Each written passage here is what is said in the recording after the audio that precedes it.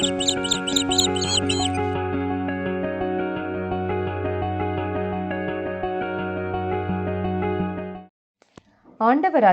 இயேசு கிறிஸ்துவின் இனிய நாமத்தில் பனிமய மாதா ஜெபக்குழு சார்பாக உங்களை சந்திப்பதில் மிகுந்த மகிழ்ச்சி அடைகின்றேன்.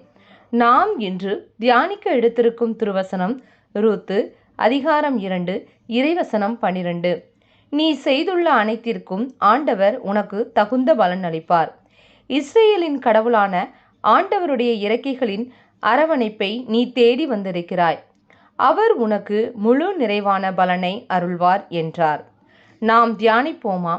கிறிஸ்து இயேசுவுக்குள் பிரியமான சகோதர சகோதரிகளே, கிறிஸ்து இயேசுவின் அன்பும் சமாதானமும் உங்களோடு என்றும் இருப்பதாக. கிறிஸ்து இயேசுவுக்குள் பிரியமானவர்களே, சுமை சுமந்து சோர்ந்திருப்போரே, எல்லோரும் என்னிடம் வாருங்கள், நான் உங்களுக்கு இளைப்பாறுதல் தருவேன் என்று நம்மை ஆற்றி தேற்றுகிறார் நம் இறைவன். அவருடைய செட்டைகளின் கீழ் அடைக்கலம் புகும் நமக்கு நிறைவான பலனை தருவார். நம் அலைச்சல்களையும் நம் கண்ணீரையும் நம் விண்ணப்பத்தின் கூக்குரலையும் அவர் அறிவார். அவர் நம்மை காண்கின்ற தேவன்.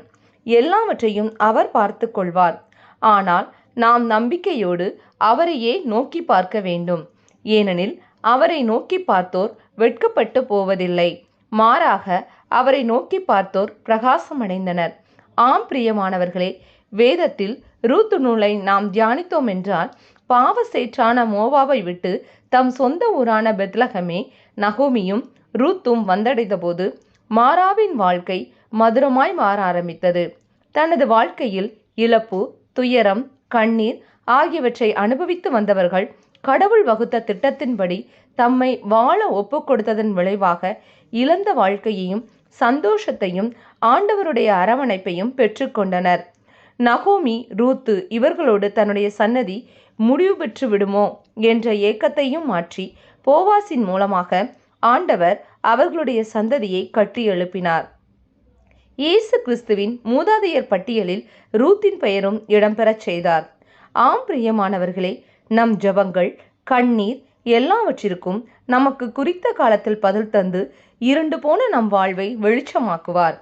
அவருடைய செட்டைகளின் கீழ் அடைக்கலம் புகுந்துள்ள நமக்கு நிறைவான பலன் அளிப்பார். விழுந்து போன தாவீதின் கூடாரத்தை திரும்பவும் கட்டி எழுப்புவார். நாம் ஜெபிப்போமா?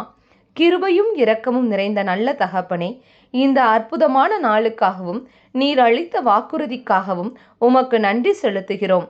உன்னதமானவரின் மறைவில் இருக்கிறவன் சர்வ வல்லவரின் நிழலில் தங்குவான் என்ற உம் வார்த்தையின்படி நாங்கள் உமது பிரசனத்தில் என்றும் நிலைத்திருக்கக்கூடிய கிருபையை அளித்தருளும். மேலும் உமது இறக்கைகளின் கீழ் அடைக்கலம் புகுந்துள்ள எங்களுக்கு நிறைவான பலன் அளித்து எங்கள் வாழ்வை ஆசிர்வதிப்பீராக.